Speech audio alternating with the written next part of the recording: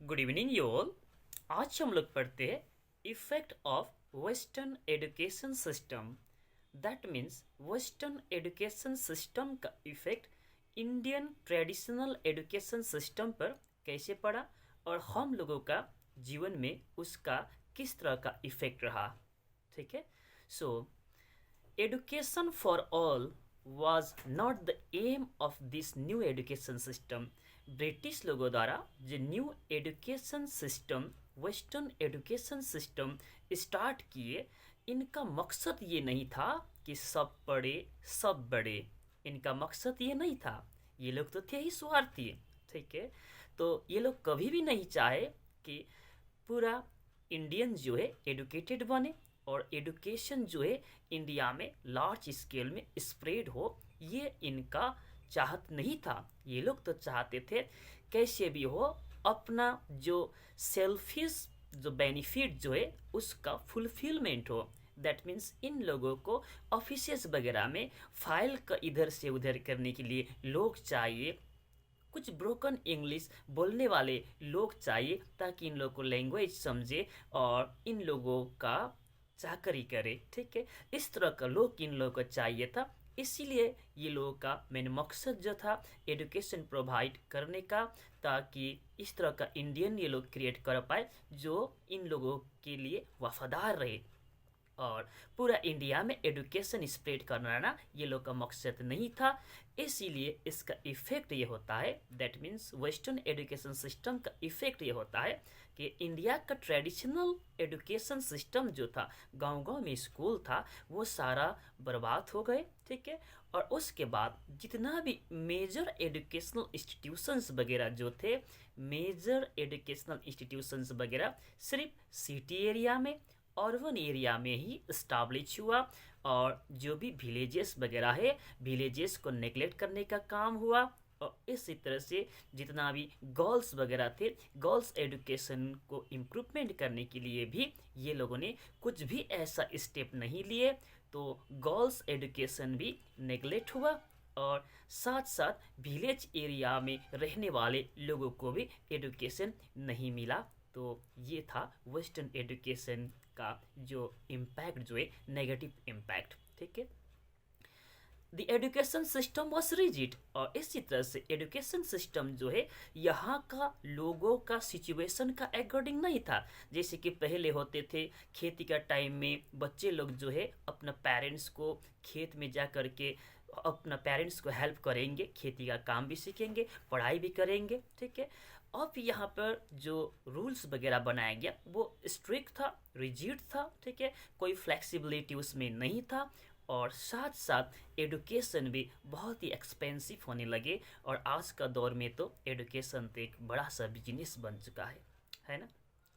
इसी तरह से this education glorified the western world. और ये एडुकेशन जो वेस्टर्न एडुकेशन जो है चारों तरफ से ये ब्रिटिश के लिए ही ग्लोरीफाई करने लगे। दैट मीन्स सिर्फ और सिर्फ ब्रिटिश को ही प्रेस करता था ये वेस्टर्न एडुकेशन सिस्टम। और इंडियन जो ट्रेडिशनल एडुकेशन सिस्टम है इसको ये वर्थलेस समझते थे। और धीरे धीरे करके इस तरह से इंडिया का जो महान व्यक्ति जैसे कि भास्कराचार्य, पनीनी और आर्यभट्ट जैसे लोग जो है इनको लोगों ने पूरी तरह से भूल दिए। अभी भी कहाँ जानते लोग। आर्यभट्ट का नाम कुछ लोग जानते, पनीनी का नाम नहीं जानते, जो उस समय का एक महान जो ग्रामर का दाता थे। ठीक है। और लिटरेचर का फाउंडर, लैंग्वेज का फाउंडर मानते हैं। इसी तरह से भास्कराचार्य सेवेंथ सेंचुरी का वो भी एक ग्रेट मैथमेटिशियन थे। किंतु लोगों का जुबान में इन लोगों का नाम जो है अभी आता ही कहाँ है। लोग जानते भी नहीं है कौन भास्कराचार्य कौन है, पनीनी कौन है, आर्यभट्ट कौन है। तो लोग जानते तक नहीं है क्योंकि हम लोग वेस्टर्न एजुकेशन को प्रेज करने में, उसको ग्लोरीफाई करने में इतना आगे चले गए कि अपने को भूल बैठे। ओके। और इस तरह से इंग्लिश एजुकेशन जो है, इंग्लिश एजुकेशन ने पूरी तरह से इंडियन लिटरेचर को, इंडियन साइंस को पूरी तरह से साइडलाइन कर दी, इसको दरकिनार कर दिए। ठीक है।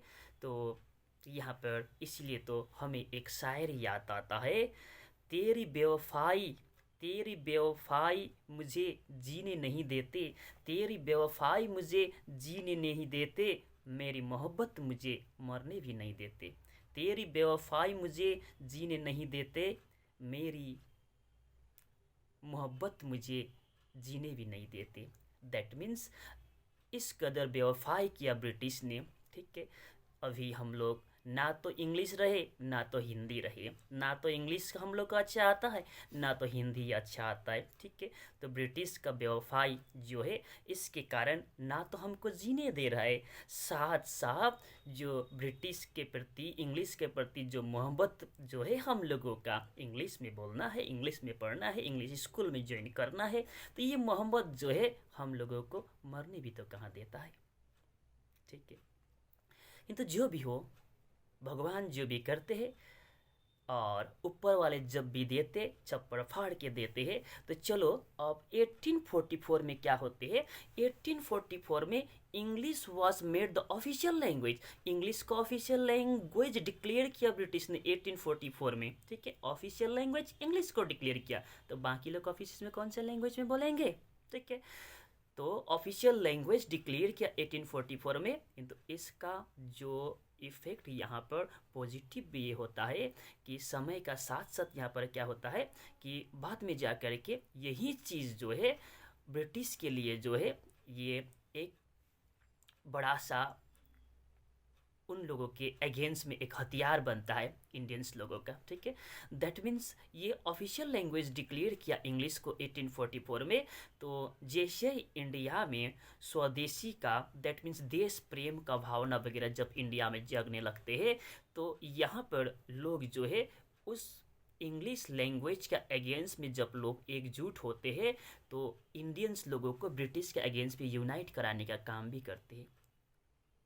जैसा बोएगा वैसा ही न फसल मिलेगा। तो उसने अच्छा किए नहीं थे, इंग्लिश को ही उन्होंने ऑफिशियल लैंग्वेज डिक्लेयर किए, इंडियन लैंग्वेज को तो नहीं किए।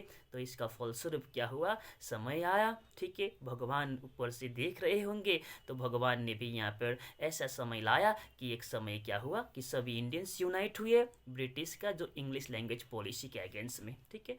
इसी तरह से ब्रिटिश लोगों ने जो एजुकेशन प्रोवाइड किए that means western education system जो था, इसने हम लोग को कुछ तो नया चीज़ भी दिए, जैसे कि हम लोगों को जानकारी हुआ लिबर्टी के बारे में। दैट मीन्स किसी का अंडर में हम लोग को रहना नहीं है, ठीक है।